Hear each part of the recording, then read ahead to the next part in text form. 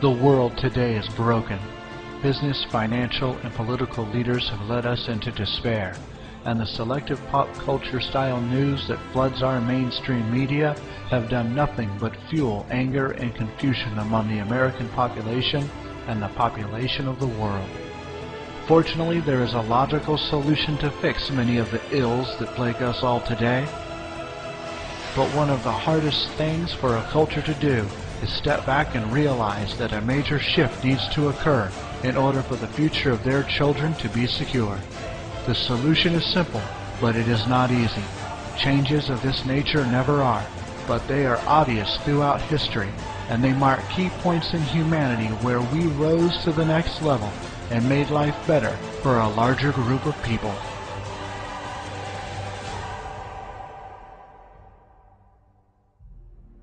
History can be broken into levels of development. Level 1 showcased the nomadic and cave-based humans, capable of only sustaining themselves, their mate, and their children. Level 2 showcased the hunter-gatherer humans, capable of sustaining their group.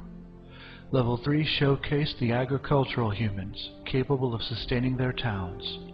Level 4 showcased the industrial human, capable of sustaining large cities, their nation, and nations in desperate need. And now we are at the doorstep of Level 5, the technology human, capable of sustaining the world and the entire human population at a high standard of living. As each new level was reached, a change in the economic system needed to occur in order to be the most efficient for the new paradigm. What needs to change now is the system of economics that governs the technological age. What's needed is the proper resource utilization of the entire planet for the benefit of the entire human race, and not just a portion of it.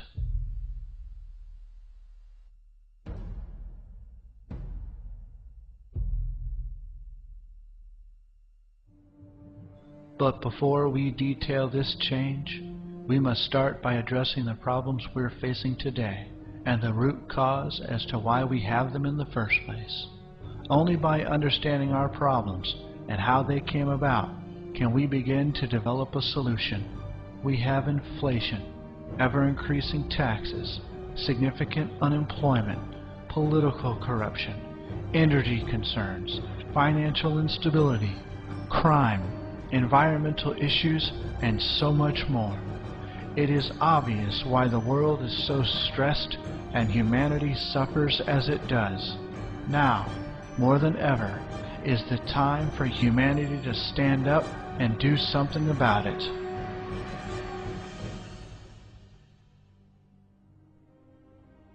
Politicians and industry alike have repeatedly tried over and over to solve these issues, and never once have they succeeded. The best they've ever done is delay or mask the concerns. The reason for this will be made clear during this video, but in short, it's because no one has ever seriously addressed the root cause for all of these issues, and that cause is the outdated system of economics we use around the world today. The monetary system, or more specifically the price system, is the basic underlying factor that is the fundamental cause for all of the issues we're facing today. By definition, a price system is any economic system that affects its distribution of goods and services with prices based on commodity evaluation and uses any form of money or debt tokens. Do not confuse this with capitalism, the free market, or any other term an economist would use. It is also very important to understand that this is not a political argument and has absolutely nothing to do with political controls. Every nation on this planet, no matter their political ideology, be it a democracy, monarchy, socialism, communism, or whatever, operates using the same underlying economic system. They all employ this system for the exchange of goods and services throughout the world. It is the one major common link between everyone, which is also why it is the fundamental cause for so many problems we see in the world today. And here's why. The monetary system requires two key components to work: scarcity and growth. In the past, prior to 1800, these two requirements were perfectly valid throughout the world. This was a time when traveling just 500 miles was dangerous, if not deadly, and the shipping of goods was no less difficult.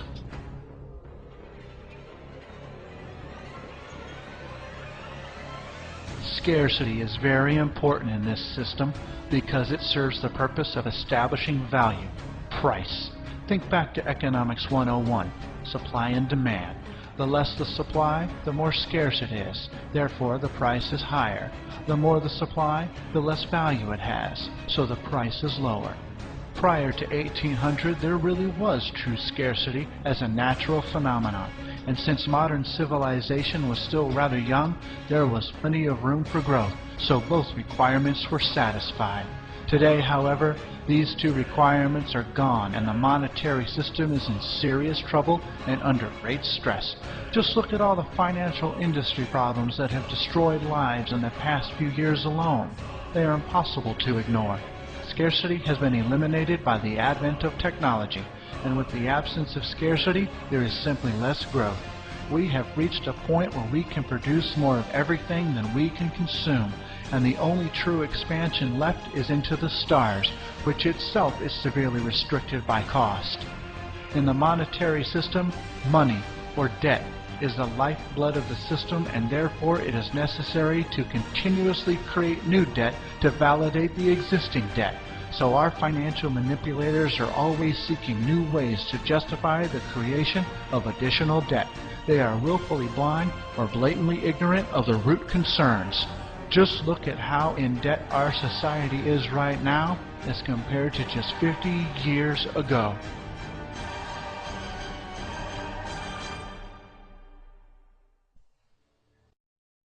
It's important to notice that it was around 1980 when the debt started to skyrocket, which coincides perfectly with the fact that this was also the time when technology started to seriously expand, giving humanity the ability to make life better for everyone, if the technology would be used that way. To better understand our present social instability, we should review the principal physical events that have led up to our current mess. To help with this, let's establish a time reference. The two dates shown aren't specifically important, but just separate the timeline into three distinct regions. Now let's start adding vital information that will help you understand how we got to where we are in today's world. Prior to 1800, the world was a low-energy society. Why? Because throughout all recorded history before this time, the primary energy conversion machine for doing work was the human being, and a healthy human can only produce about 0.1 horsepower. In comparison, a washing machine motor is more powerful, averaging 0.5 horsepower. Regardless of this low power number, 98% of all work done during this time was a result of human labor, because humanity had not yet developed advanced technology to do the work for them. The other 2% came from sources outside of human muscle, which we will call non-human energy. The sources of this energy came from animals, like horses and oxen, and crude technology like windmills and water wheels. Because the human being is so limited, the output of his work is also limited. So no matter how many people you had on the job or how long they worked, they could never produce quite enough to cover growing populations or provide a high quality of living for everyone. If ever a few people did enjoy a decent standard of living, it was always at the expense of the many who barely survived.